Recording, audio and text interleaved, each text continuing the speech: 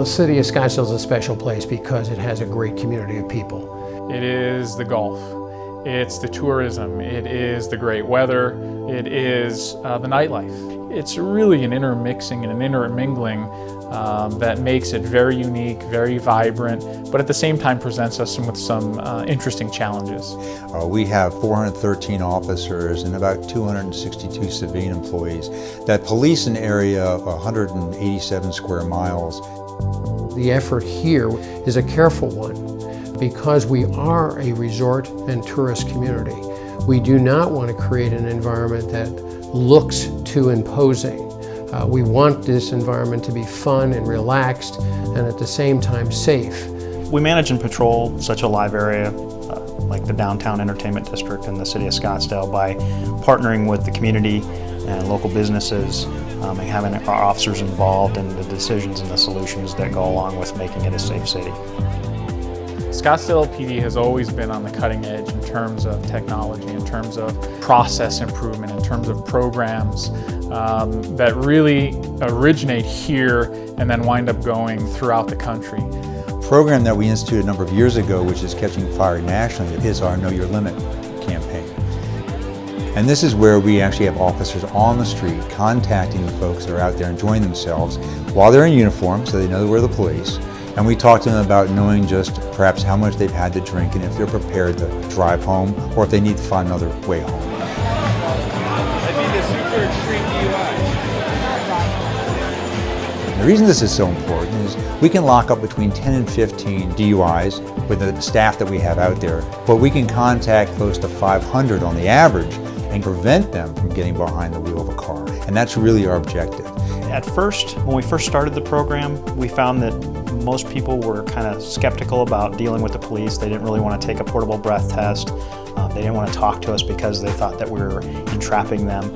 And then once we started doing the program more often and on a regular basis, people began to recognize the program and its benefit, and they started to have fun with it, and at the same time we were educating them whether they knew it or not. Right now you're a 197. People kind of get curious as to, okay, why are these cops smiling and what are they giving to these other people here? Hey, I'm kind of interested. Then that is kind of how we bridge the gap and get them to understand this is something that you could benefit from. Because we're able to contact so many more people through the Know Your Limit program, I think we're able to reach more people, and when you can reach more people, obviously you have more of an effect. They're out there making sure that people go home safely, which is all we care about. We don't care about arrest numbers, we don't care about that. All it is send a message. Scottsdale does a great job with Know Your Limit.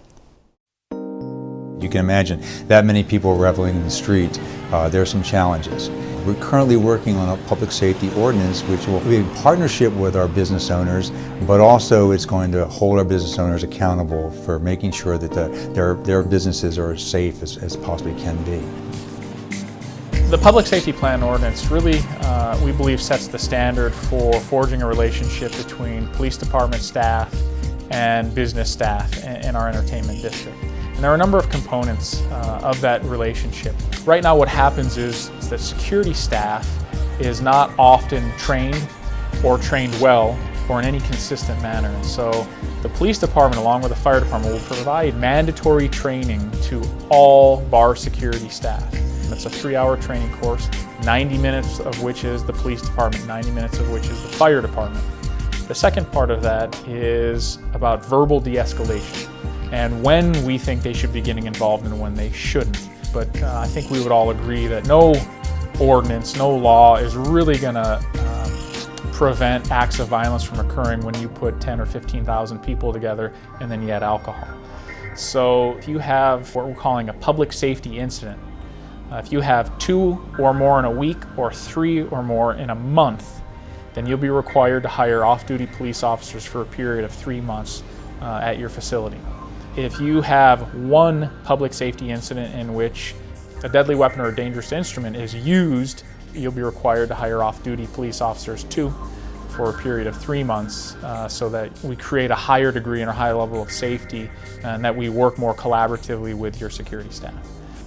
The public safety ordinance is a collaborative effort between the stakeholders in downtown. With everybody having a realization of how important it is to maintain a safe environment, we engaged all elements of the folks, the businesses, the property owners, and what was, I think, understood finally, is that this was as valuable to them and the continuance of their business as anything else. Anytime you can partner with the community, partner with business owners, get the police involved with the people that are invested in the community, I think that's just going to benefit the community and the patrons that participate downtown and enjoy our downtown. We're not doing our jobs if we can find 20 drunks in a night. We're doing our jobs if we can find 0 drunks in a night.